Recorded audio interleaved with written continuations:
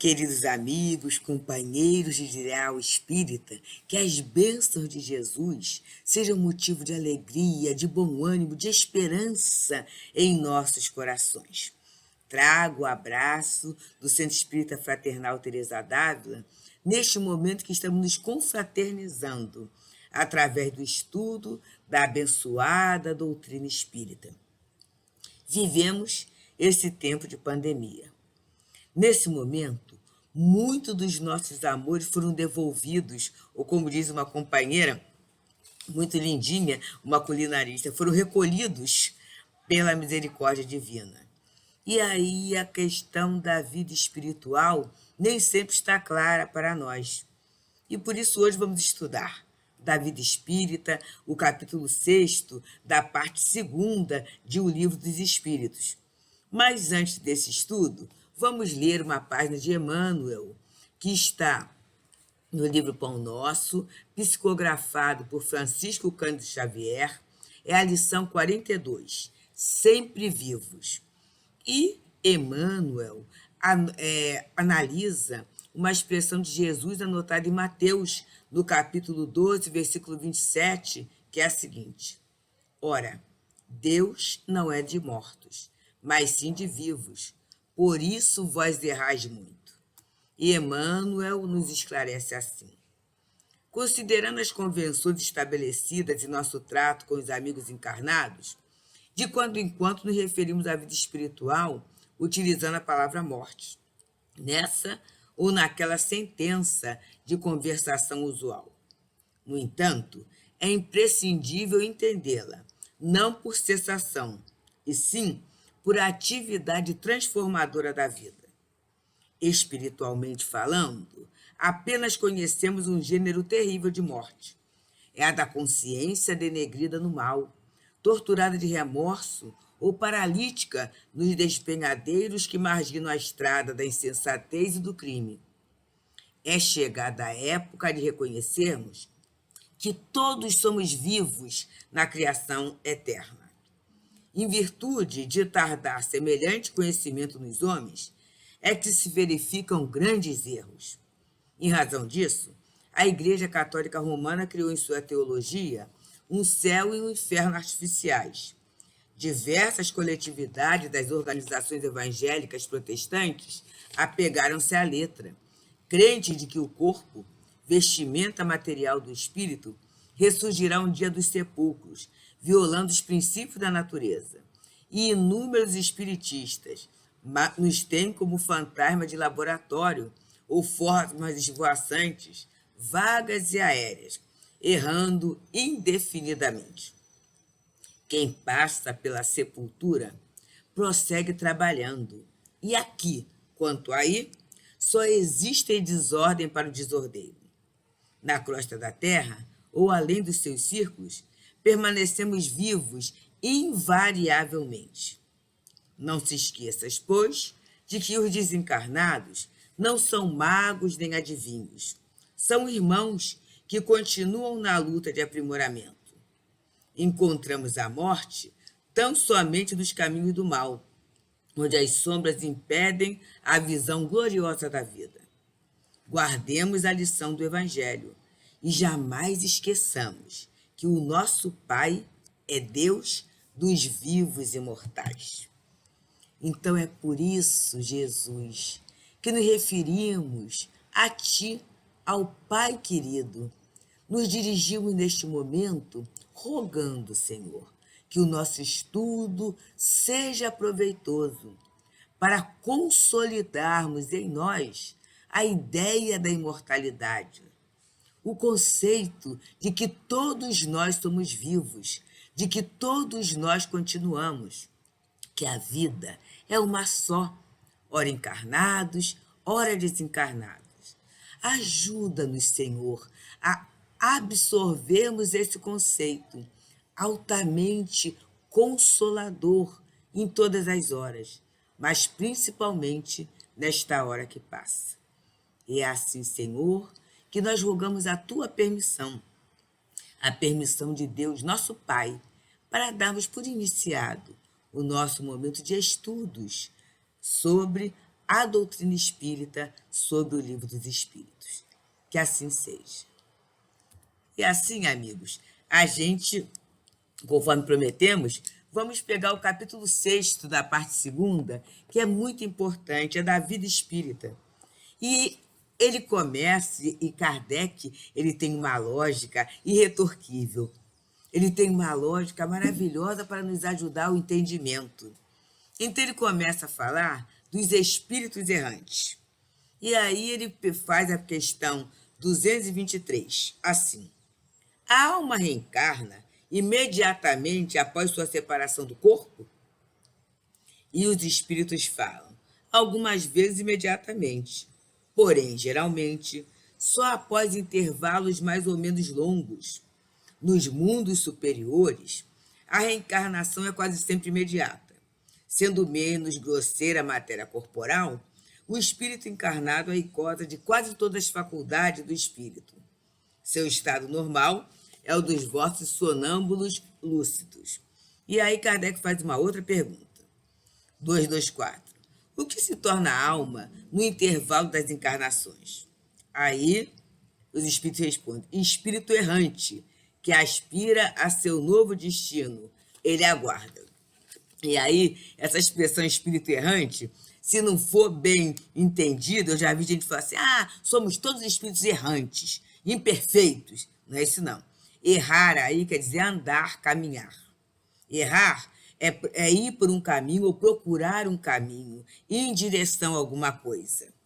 E, na verdade, sob o ponto de vista moral, todos nós estamos caminhando em direção a essa felicidade inalterável, a essa perfeição relativa que poderemos alcançar, que está associada à nossa identificação com a lei de Deus. Mas, para isso, nós necessitamos da experiência.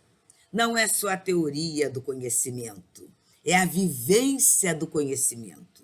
Não é só o estabelecimento da crença, mas sim a execução da crença que vai dar essa grande mudança que nós necessitamos e que Paulo de Tarso lindamente falava. Deixar o homem velho e assumir o homem novo. E ele até fala mais, esquecendo das coisas que para trás ficam, sigo para o alvo, para as que se encontram diante de mim. Então, a erraticidade, na verdade, não é um lugar, é um estado que o espírito fica quando ele desencarna, ainda aguardando uma nova reencarnação. Só não são errantes os espíritos puros. Todo espírito que ainda precisa reencarnar, ele passa por esse estado, que é uma fase mais ou menos longa. E o que é que vai definir esse tempo? É a nossa adaptação à espiritualização do nosso pensamento. Ele fala aqui que nos mundos superiores a matéria é menos grosseira. E por que a matéria é menos grosseira? Porque os espíritos que lá estão são menos grosseiros, estão menos apegados à vida material. Então, na verdade, como diz o Evangelho, eles trocam de corpo onde ele troca de roupa. Não há necessidade de uma grande pausa para uma tomada de consciência, porque ele já tem essa consciência da lei de Deus constante. Agora, no nosso estado, ainda de imperfeição, a gente necessita de um tempo para pensar. Eu estou lembrando, na obra Céu e Inferno, a história de um criado. É uma história muito interessante que está lá em Expiações Terrestres. Era um rapaz que era criado, né, de uma daquelas casas, quer dizer, empregado numa daquelas casas, e aí a gente sabe que é da classe média alta, da classe alta da França, e o jeito dele era de muita dedicação, de uma gentileza, de uma cortesia muito agradável, chamava atenção.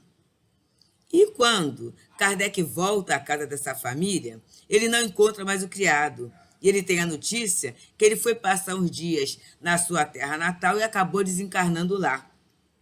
Então, Kardec resolve chamá-lo na Sociedade Parisiense de Estudos Espíritas, evocá-lo. E ele vem.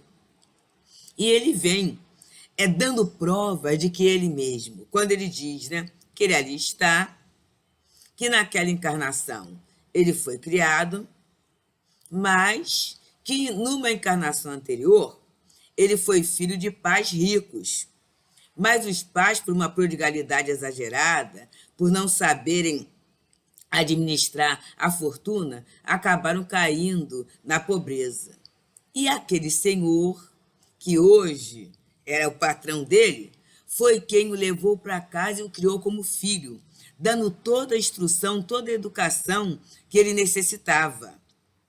E aí ele desencarna. E quando ele desencarna, ele fica um tempo pensando... Ah, mas tem ainda um detalhe. E ele tem essa educação, essa possibilidade toda. Mas isso, gente, enche o coração dele de orgulho. Ele fica muito orgulhoso pela posição social que ele ocupa, pelo conhecimento que ele tem.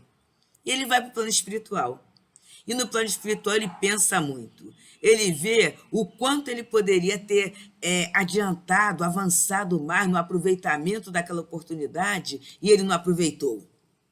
Então, assim pensando, o que faz ele? Ele reencarna nessa família como servo. Quer dizer, ele vai ser empregado dessa família. Para quê? Para aprender a humildade. E também para pagar uma dívida de gratidão a essas criaturas que numa outra encarnação proporcionaram a ele a instrução, todo esse aparato necessário. E aí ele guarda aquela delicadeza, aquela educação, por quê? Olha só que coisa interessante. A aquisição não se perde, material se perde, mas conhecimento, sentimento, maneiras não se perdem. Então, por isso ele apresentava aquele jeito nobre, apesar de estar numa posição de subserviência. E aí, olha a prova que ele dá. E ele quis dar essa prova de gratidão. E essa prova surgiu num dia em que ele salvou a vida do seu senhor, em que ele estava no caminho, cairia uma árvore, e se aquela árvore caísse, iria esmagar o senhor. E ele deu um grito bem agudo, e o senhor se virou para olhar. E no que se virou para olhar, a árvore não caiu em cima dele. Isso ele conta na comunicação.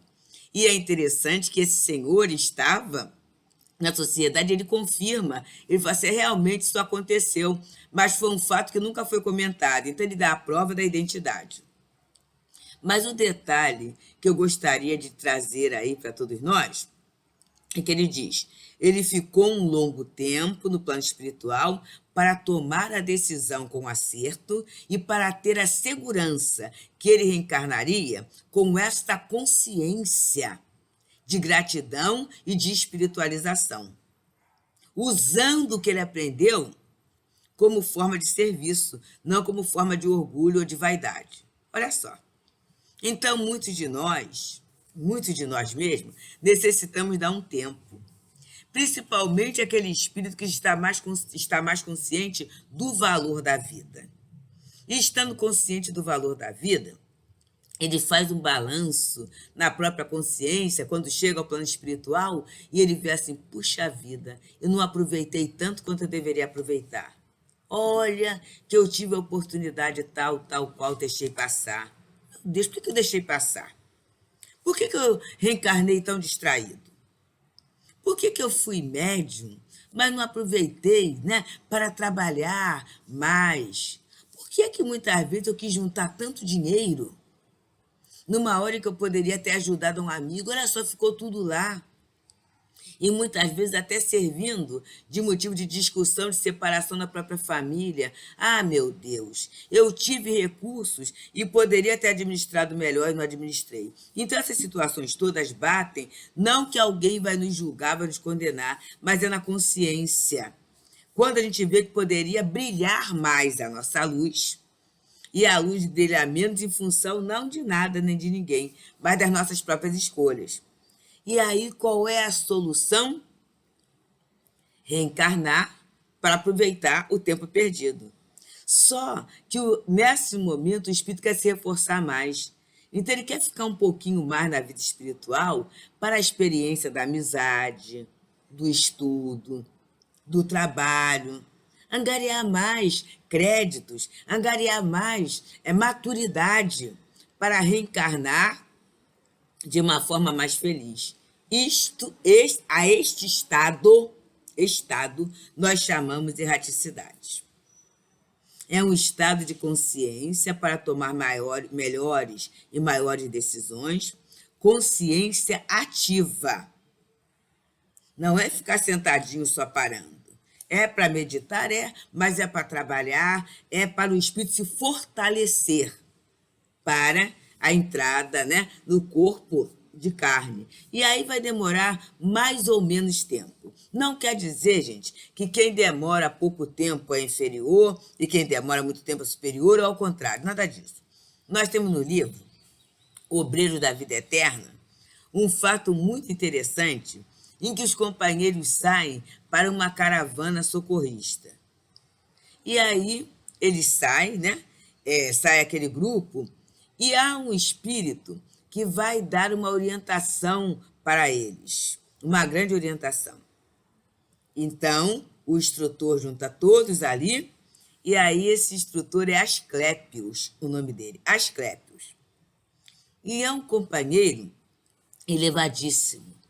E ali tem várias comissões, comissão de amparo à criança, comissão de amparo à velhice, a própria comissão em que André Luiz estava, que seria responsável por 5 desencarnações. Então, cada um com um trabalho específico. E eles teriam direito de fazer perguntas pertinentes, né, à tarefa que eles iriam realizar. E aí, gente, eles fazem a pergunta. E as perguntas são longas. Por exemplo, a comissão que ia ajudar os órfãos, a infância, faz aquela questão longa, tudo isso. E aí, o instrutor tira, né, do seu alforje, lá da sua bolsa, um pergaminho, abre aquele dito bíblico e fala. Só isso. E aí, o instrutor, né, percebendo que as pessoas estão muito sem jeito, porque é como falar assim, no Evangelho já está a resposta. Faz mais uma perguntinha, um comentário mais pertinente, bem mais, numa superioridade maior, e aí aquele instrutor discorre ligeiramente sobre aquela questão, sobre aquele dito.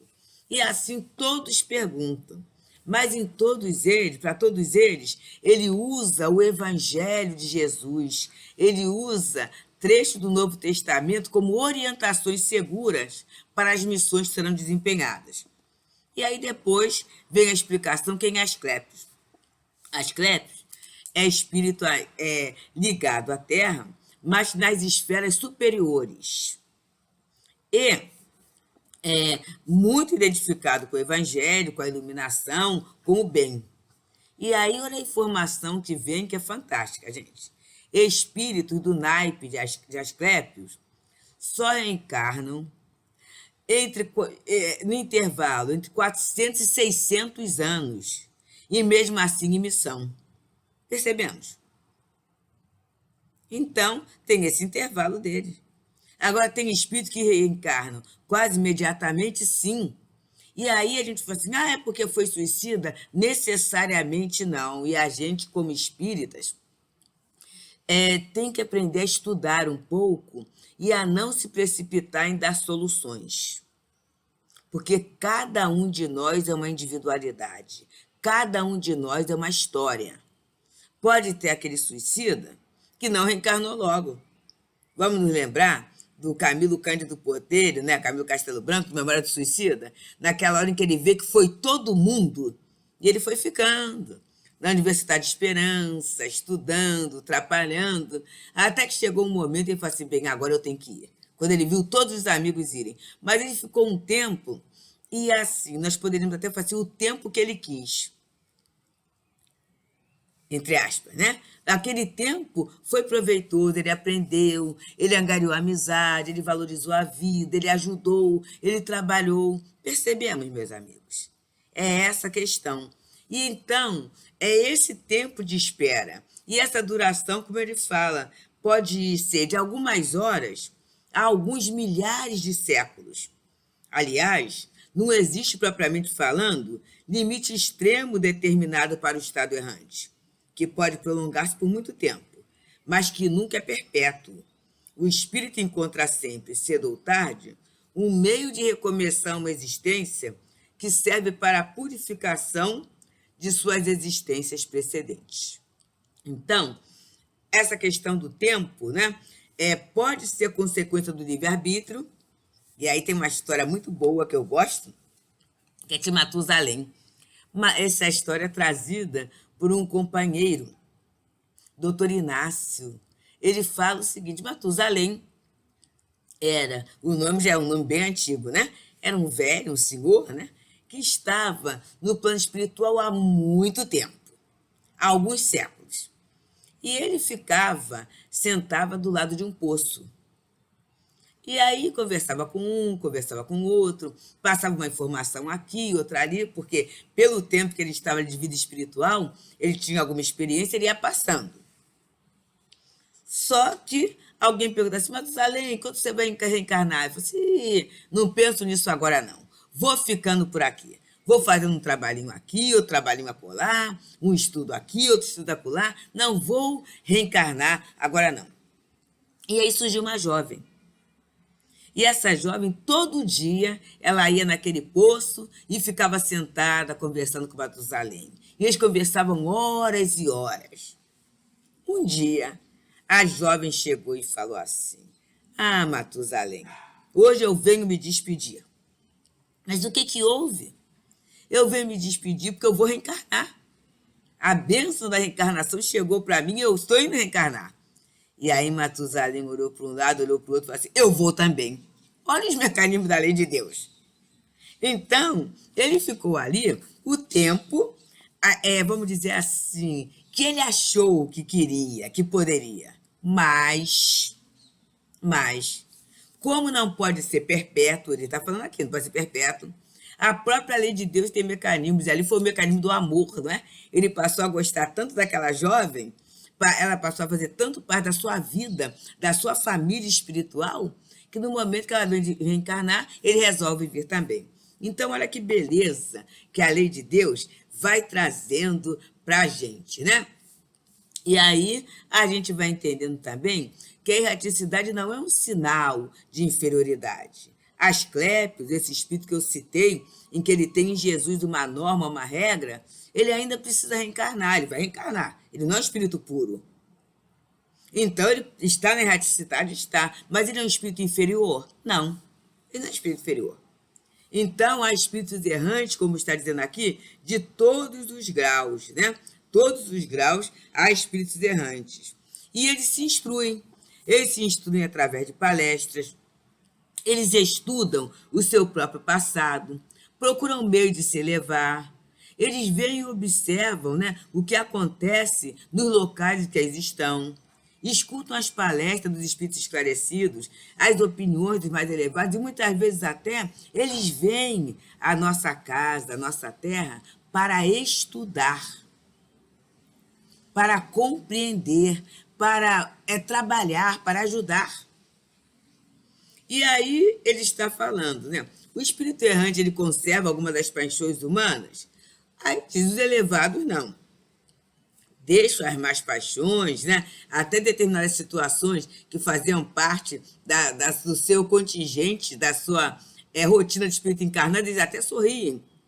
Mas outros não, né? Eles conservam isto.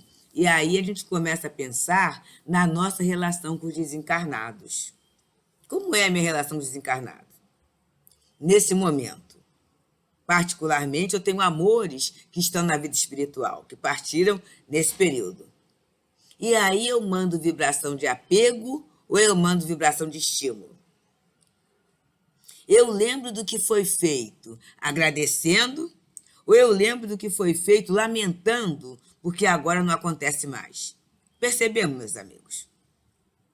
Como é que há essa interação? Porque muitas vezes a paixão, o hábito e até o mau hábito, ele é alimentado pelo encarnado que fica. Através de conversa, através de lembranças, através até de reprovações, que não nos compete julgar. Jesus falou, não julgueis. Então, a gente pode, nesse momento, começar a fazer um trabalho de ajuda aos nossos desencarnados, aos nossos queridos que estão na erraticidade, aos nossos amores e espíritos errantes. Como é que a gente pode fazer isto? Através do estímulo. Tranquilidade, gente. Ah, tem bens materiais, está embaraçado? Não. A gente está desembaraçando, está resolvendo. E é bom que a gente parta para resolver essas questões materiais mesmo. Porque para alguns deles é uma pendência, é um sinal de preocupação, é um sinal até de desequilíbrio. Principalmente aqueles que estão muito apegados aos bens materiais. Que a gente tenha resoluções lúcidas, éticas, morais, para as questões materiais que ficam, tranquilizando os queridos que foram. Que a gente possa fazer alguma boa ação, alguma doação, né, em nome dos queridos que foram, como presentes, como flores de luz para eles. Né? Que a gente até se desfaça de objetos, de roupas, vamos doar para instituições em que o uso será benéfico, em que a chegada daqueles recursos será uma grande bênção. Tudo isso, gente, é mecanismo de ajuda para que o espírito possa ir se desapegando. Porque um dos motivos das grandes dores é o apego. É esse apego à vida material que tem que ficar para trás, mas nem sempre fica. E aí o espírito conserva essas paixões, né? Na verdade, a paixão, ela está no espírito. A matéria é só um instrumento em que o espírito extravasa a sua paixão, mas a paixão é do espírito, ela não é do corpo. E aí, há progresso. Kardec pergunta 230. O espírito progride no estado errante? Aí os espíritos respondem: pode melhorar-se muito, sempre conforme sua vontade e seu desejo. Porém, é na existência corporal que ele coloca em prática as novas ideias que adquiriu. Então é aquilo, né? Lá no plano espiritual ele está com o professor, com bons professores, com bons instrutores. Então está tudo bem, porque está na teoria. Agora, na hora que ele vai fazer, é qualquer coisa que a gente aprende, né? Vamos dar uma aula, por exemplo, em que eu estou vendo alguém ensinando a fazer um bolo. E aí, na hora que a pessoa está fazendo, está ensinando ali, eu falo assim, isso é fácil a beça, né? Que beleza, olha só, ficou fofinho, gostoso, tudo isso.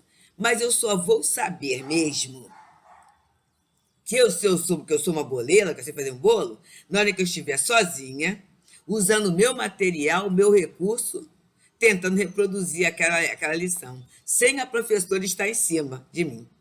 Aí é o meu teste, é a minha prova. E esta é a prova da reencarnação. E isso é muito consolador, queridos, porque a gente pode começar a pensar que nós fomos preparados para essa vida que estamos tendo agora. Mas eu não lembro nada. E aí, qual é o padrão? É claro que os bons instrutores têm, tal qual Asclépios, como padrão o Evangelho de Jesus. E nós fazemos parte da comunidade espírita.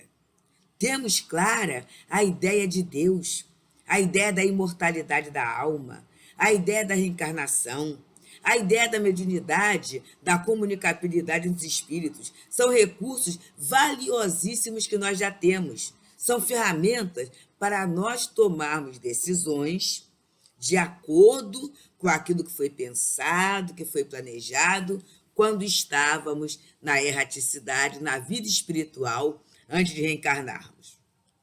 E aí, na 231, é a dúvida que fica às vezes na cabeça da gente.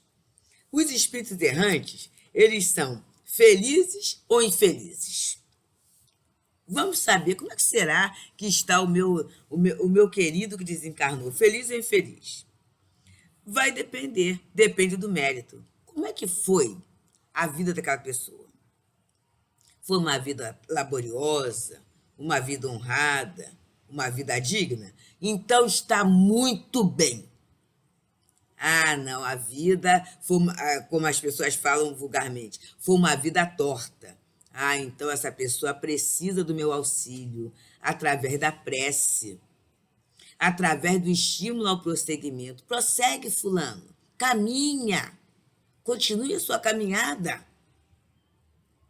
Se apega ao seu espírito protetor. Procure aprender algo melhor, procure fazer alguma coisa boa.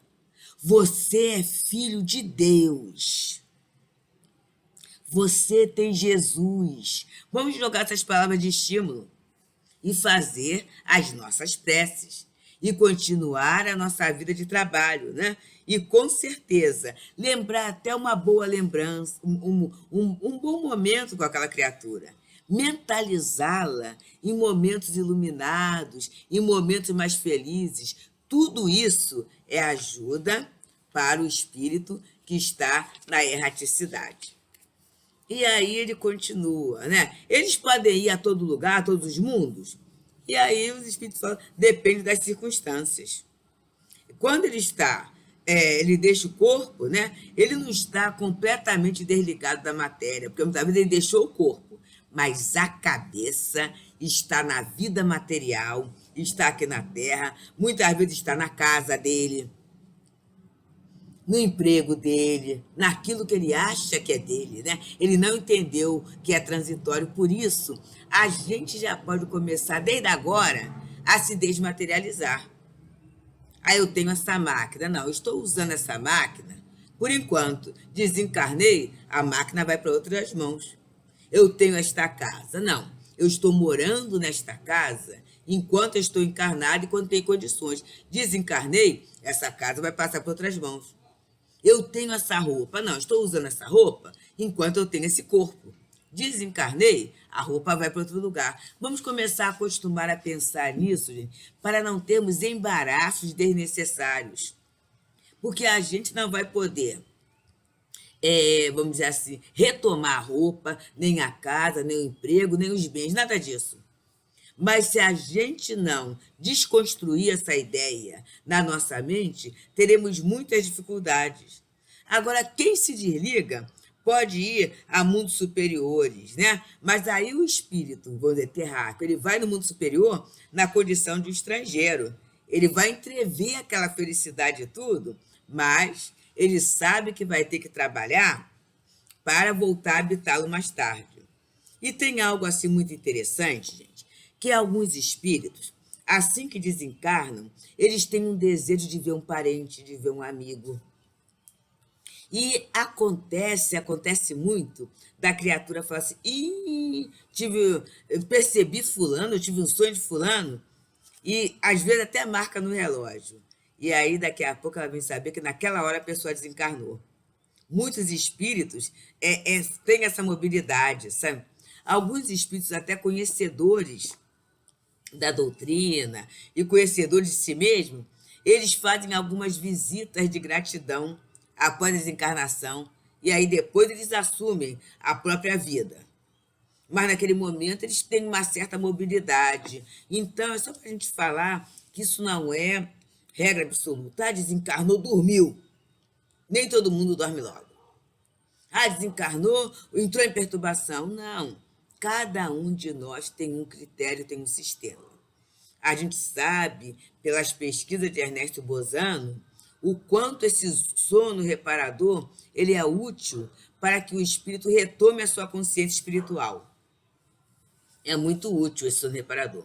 Mas nem sempre ele será imediatamente após o desencarne. Tem uns até que se perturbam primeiro para depois entrar no sono.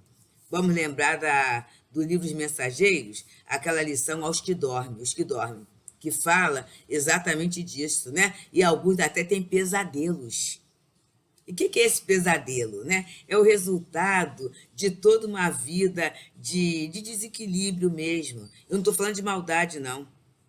De não aferirmos valores, de não pensarmos, não termos consciência do que é o viver, né? E às vezes até de remorsos pelo não aproveitamento. Agora, aqueles espíritos que estão na erraticidade, mas que são superiores, eles podem ir a mundos inferiores? Fazem frequentemente, mas para ajudar o progresso. Quer dizer, são as grandes missões que o espírito mesmo desencarnado, ele faz. E aí vem a questão desses mundos transitórios, né? Tem ponto de repouso para o espírito errante? O espírito errante repousa? E sabe o que os espíritos falam? Sim, há mundos particularmente designados aos seres errantes, mundos nos quais eles podem habitar temporariamente, espécies de acampamentos, de campos, para se repousarem de uma erraticidade muito longa, estado que é sempre um pouco penoso. São, entre os outros mundos, posições intermediárias, graduadas, segundo a natureza. Segundo, né, esses mundos, segundo a natureza, né, dos espíritos que podem chegar e gozar de maior ou menor bem-estar. E eles podem deixar à vontade, os espíritos que estão nesse mundo, sim, né? Eles podem se desligar e ir para onde eles devam ir, tá aqui. Imaginai-os como bando de pássaros pousando numa ilha, aguardando o retomar das forças para seguirem seu destino. E aí vem a questão, mas o espírito que está no mundo transitório, ele progride? E a resposta é, certamente. Os que assim se reúnem o fazem com o objetivo de se instruir e de poder mais facilmente obter a permissão para ir a lugares melhores e chegar à posição que os eleitos atingem. Então, a gente está vendo que esse mundo transitório é uma bênção muito grande, uma oportunidade que o espírito tem para progredir. E aí, esses mundos têm uma natureza, têm uma posição temporária, porque tudo progride no universo, né? E eles não são habitados por seres corpóreos, como diz a informação do Livro dos Espíritos, né? E são estéreis, são estéreis. E eles têm belezas, tá? Belezas que não são as belezas de acordo com o nosso ponto de vista, que são as belezas naturais, né? E ele é transitório. A Terra já foi um dia um mundo transitório, né? Durante a sua formação, naqueles primeiros momentos, a Terra foi um mundo transitório. Então, amigos, vendo essa questão da erraticidade, vendo essa questão da dificuldade ou da facilidade que depende de nós, vimos também o quanto nós podemos ajudar aqueles que partiram para terem uma posição mais estável, de progresso, de esperança, de certeza de que podem melhorar, podem dar o passo seguinte. E aí, vamos encerrar com uma poesia prece de Maria Dolores, que ela diz assim, morte e vida. E ela nos fala assim, depois da morte é que vemos, quando a luz se nos revela, quanta sombra e bagatela guardamos no coração, quantos lamentos inúteis complicavam-nos a vida, quanta palavra perdida, quanto tempo gasto em vão. Tanto tempo desprezado, de espírito desatento, nos enganos de um momento que o próprio tempo desfaz. Quanta contenda improfícua, quando disfarce no rosto, que se transforma em desgosto, furtando a alegria e a paz. Alma querida, não creias, seja a morte o fim de tudo. O tempo, esse sábio mudo, concede-nos voz e vez. Acompanha-nos o passo, segue segundo a segundo, e nos conhece no mundo tudo aquilo que se fez. Ama, esclarece, abençoa, sofre e luta, mas não temas. Ninguém vive sem problemas, onde estiver e onde for. Vida é lavoura perfeita, morte é o braço que a preserva, que só replanta ou conserva o que se fez por amor. Que o Senhor Jesus possa iluminar os nossos corações e que todo esse estudo, todo esse trabalho de Kardec sirva para nós como motivo de paz, de segurança, de alegria de viver. Muita paz a todos.